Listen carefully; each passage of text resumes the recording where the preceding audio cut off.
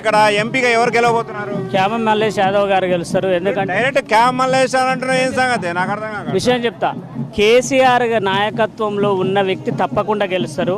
ఎందుకంటే కేసీఆర్ గారు రైతుల యొక్క కష్ట సుఖాలు తెలిసి రైతు బాంధవుడు, రైతుల నుంచి ఒక సీఎంగా ఎదిగిండు, ఒక కారణ జన్మడు, తెలంగాణ సృష్టికర్త.